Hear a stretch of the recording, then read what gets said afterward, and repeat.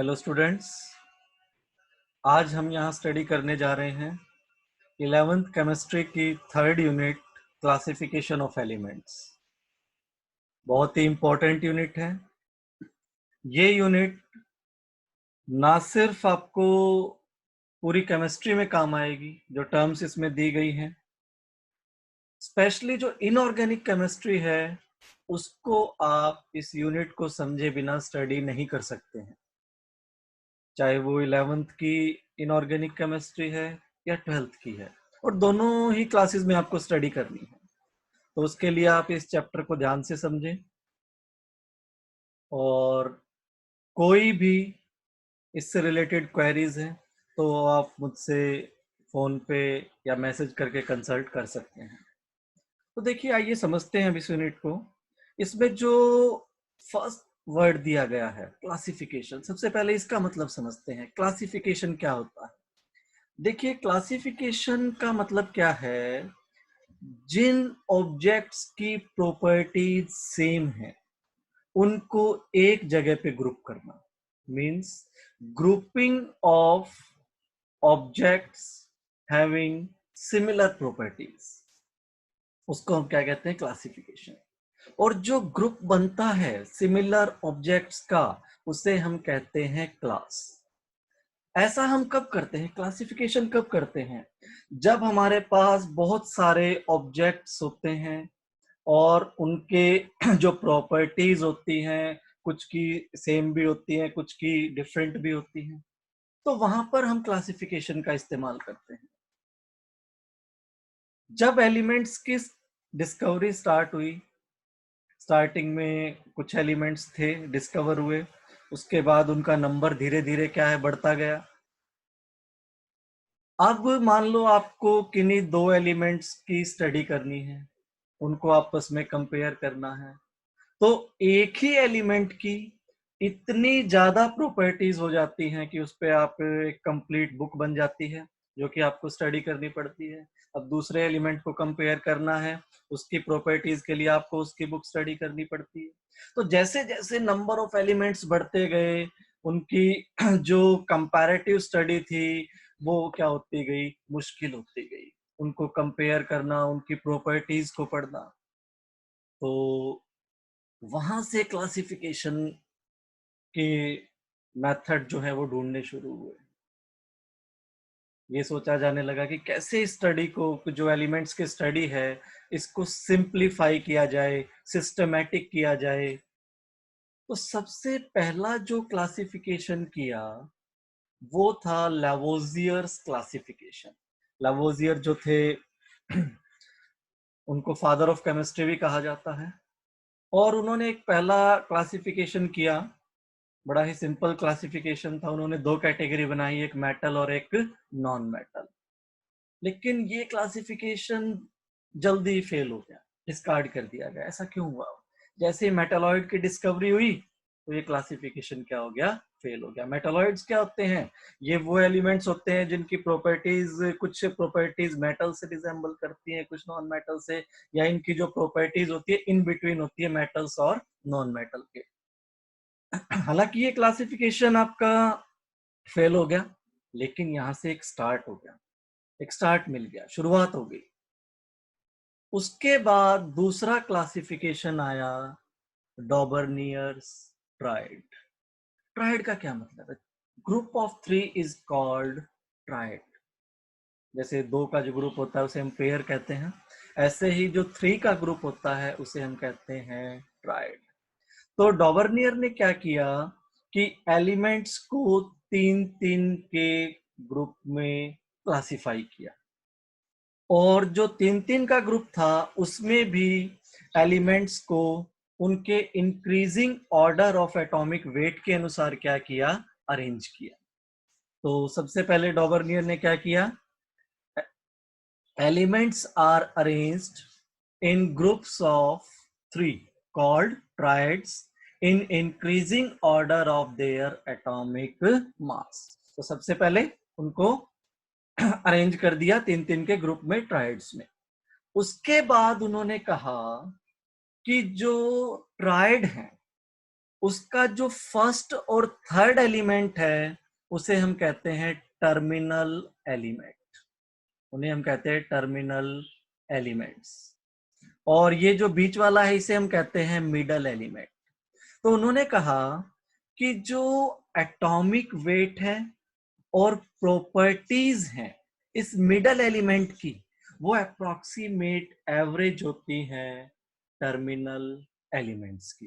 देखिए समझते हैं इसको कैसे।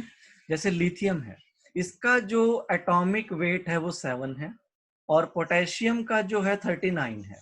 तो अगर हम इनका एवरेज निकालें तो कितना आएगा 23, which is the mass of atomic mass of sodium. इसी तरह अगर हम दूसरा ट्राइड देखें तो यहाँ पे देखिए कैल्शियम, स्ट्रॉन्चियम, बेरियम। कैल्शियम का एटॉमिक मास होता है 40, बेरियम का 137, और इसकी अगर एटॉमिक मास की हम एवरेज निकाले तो कितनी आती है 88.5, which is approximate nearly the atomic mass of strontium. Similarly, chlorine has atomic mass 35.5, bromine 80 and iodine 120। तो अगर हम क्लोरीन और आयोडीन का एवरेज एटॉमिक मास निकाले तो कितना आता है आपका 81.25, which is nearly the same of atomic mass of bromine 80। तो इस तरीके से उन्होंने क्या किया, एलिमेंट्स को क्लासिफाई किया। लेकिन ये जो क्लासिफिकेशन था ये भी फेल हो गया, जल्दी डिस्कार्ड कर दिया गया। रीजन क्या था इसका? रीजन ये था कि वो बहुत ही कम एलिमेंट्स को क्लासिफाई कर पाए। कैसे? देखिए उन्होंने ट्रायड बनाए उन एलिमेंट्स के जिनकी एटॉमिक प्रॉपर्टीज क्या है, नियरली सेम है, और मिडल एलिमेंट की जो प्रॉपर्टीज है वो टर्मिनल एलिमेंट्स के अप्रोक्सीमेट एवरेज है। लेकिन इस तरह के उनको टोटल 12 ही एलिमेंट्स मिले और वो 4 ही ट्रायड बना पाए। बाकी के जो एलिमेंट्स थे वो इस क्लासिफिकेशन में कवर आपके नहीं हुए। तो law of triads got failed because it was applicable up to only 12 elements. तो उसके बाद ये क्लासिफिकेशन आपका क्या हो गया, फेल हो गया। उसके बाद अगला आया लॉ ऑफ ऑक्टेव्स। ये जो क्लासिफिकेशन था ये दिया गया था, एक साइंटिस्ट थे न्यूलैंड्स। इसको हम न्यूलैंड्स लॉ ऑफ ऑक्टेव भी कहते हैं। इसे हम कहते हैं न्यूलैंड्स लॉ ऑफ ऑक्टेव्स। तो ये जो साइंटिस्ट थे ये बड़े म्यूजिक लवर थे। इन्होंने अब देखिए म्यूजिक जो होता है, चाहे वो इंडियन म्यूजिक है चाहे वो वेस्टर्न म्यूजिक है, उसमें कॉमन चीज होती है। कॉमन चीज क्या है कि उसके अंदर 7 म्यूजिकल नोट्स होते हैं और जो 8th म्यूजिकल नोट होता है वो फर्स्ट से रिजेंबल करता है। जैसे हमारा इंडियन म्यूजिक है, चाहे हमें म्यूजिक की कितनी भी कम समझ हो, लेकिन हम सबने सुना हुआ है कि सारे गामा पादा निसा। तो यहाँ पे देखिए सा की पुनरावृत्ति हो रही है, रिपीटिशन हो रहा है यहाँ पर 8th म्यूजिकल नोट पे। तो अगर मैं यहाँ पर फिर से आऊं तो फिर से क्या आएगा रे। तो ये यहाँ पर अगर मैं इसको 8th मानूं तो ये क्या हो गया फर्स्ट, और ये इससे क्या कर रहा है, रिजेंबल कर रहा है, बोथ आर सिमिलर। तो इसी को बेस बनाते हुए न्यूलैंड ने कहा कि अगर एलिमेंट्स को उनके बढ़ते हुए एटॉमिक वेट के अनुसार अरेंज किया जाए तो जो 8th एलिमेंट की प्रॉपर्टी है वो फर्स्ट एलिमेंट से रिजेंबल करती है, उससे मिलती है। So Newlands law of octave states that if elements are arranged in increasing order of their atomic weight, every 8th element had properties similar to first element, just like 8th note of musical scale। तो ये classification देख सकते हैं आप, यहाँ पर दिया गया है। जैसे लिथियम है, इसके नीचे सोडियम और फिर पोटेशियम। तो यहाँ पर इन तीनों की प्रॉपर्टीज आपस में मिलती हैं, इन तीनों को अल्कली मेटल कहा जाता है। इसी तरह बेरिलियम, मैग्नीशियम, कैल्शियम, इनकी प्रॉपर्टीज आपस में रिजेंबल करती हैं। इन्हें हम अल्केलाइन अर्थ मेटल कहते हैं, आगे हम स्टडी करेंगे। लेकिन आप देख रहे हैं ये क्लासिफिकेशन कैल्शियम पर आकर रुक जाता है। ऐसा क्यों? क्योंकि ये जो क्लासिफिकेशन था आपका कैल्शियम तक ही एप्लीकेबल था। ऐसा क्यों? देखिए, अगर मैं यहां पर अगला एलिमेंट राइट करूं, स्कैंडियम, जिसका एटॉमिक नंबर 21 होता है, हमारी जो मॉडर्न पीरियोडिक टेबल है, कैल्शियम के बाद ये आता है। तो यहां पर इसकी जो प्रॉपर्टीज हैं वो बोरोन और एल्यूमिनियम से रिजेंबल नहीं करती। इसकी प्रॉपर्टीज इनसे डिफरेंट है। ऐसा क्यों? क्योंकि ये दोनों आपके पी ब्लॉक एलिमेंट हैं और स्कैंडियम आपका एक डी ब्लॉक एलिमेंट है। ये P block, D block, S block elements क्या होते हैं हम इस यूनिट में स्टडी करेंगे। अभी हम इतना समझ सकते हैं कि जो स्कैंडियम की प्रॉपर्टी है वो इससे बोरोन और एल्यूमिनियम से नहीं मिलती है, रिजेंबल नहीं करती। तो इससे आगे ये क्लासिफिकेशन सही नहीं था। आगे जो एलिमेंट्स आते थे उनकी प्रॉपर्टी आगे एक एलिमेंट से रिजेंबल नहीं करती थी। और उसके अलावा एक और डिस्कवरी हुई जिसने इस क्लासिफिकेशन को बिल्कुल गलत साबित कर दिया, वो थी डिस्कवरी ऑफ नोबल गैसेस। तो नोबल गैस में जो फर्स्ट गैस है हमारी नियोन। अगर मान लो मैं नियोन को यहां रख देता हूं, ये मेरे 7 एलिमेंट्स, फ्लोरीन के बाद नियोन आता है, तो यहां पर ये नियोन जो है अब इसकी प्रॉपर्टीज लिथियम से नहीं मिलती। सोडियम अब आगे चला गया, इसकी बेरिलियम से नहीं मिलती। मैग्नीशियम आगे चला गया, इसकी बोरॉन से नहीं मिलती। तो सारा ही क्लासिफिकेशन आगे क्या हो जाता है? रॉन्ग हो जाता है। Means now the properties of 8th element is not similar to first element. That's why this classification got failed. तो यहाँ पर हमारे पास इसकी दो limitations हैं. This law was applicable only for elements up to calcium. With the discovery of noble gases, properties of 8th element were not similar to first element. इसके बाद जो अगला क्लासिफिकेशन आया वो था मेंडलीव्स पीरियोडिक क्लासिफिकेशन, और बहुत टाइम तक मोस्ट वाइडली एक्सेप्टेड क्लासिफिकेशन था। मेंडलीव जो थे उन्होंने क्लासिफिकेशन किया और एक लॉ दिया जिसे हम कहते हैं मेंडलीव्स पीरियोडिक लॉ। तो उन्होंने बेसिकली क्या किया कि हर एलिमेंट्स का नेम, सिंबल, उसके प्रॉपर्टीज से मतलब क्या था, उसके ऑक्साइड के फॉर्मूले, उसके हाइड्राइड्स के फॉर्मूले और उसका एटॉमिक मास एक कार्ड पे लिखा, फिर दूसरे एलिमेंट का दूसरे कार्ड पर लिखा। इस तरीके से जो जो एलिमेंट उस टाइम नोन थे उन सभी की नेम, सिंबल, एटॉमिक मास और उनके ऑक्साइड और हाइड्राइड के फॉर्मूले उन्होंने कार्ड पे लिखे। और उसके बाद जिन एलिमेंट्स के ऑक्साइड और हाइड्राइड के फॉर्मूले सेम थे उनको उन्होंने एक जगह पे अरेंज किया। तो उन्होंने देखा कि अगर एलिमेंट्स को increasing order of atomic weight के अनुसार अरेंज किया जाए तो सर्टेन रेगुलर इंटरवल के बाद प्रॉपर्टीज जो हैं वो रिपीट होती थी।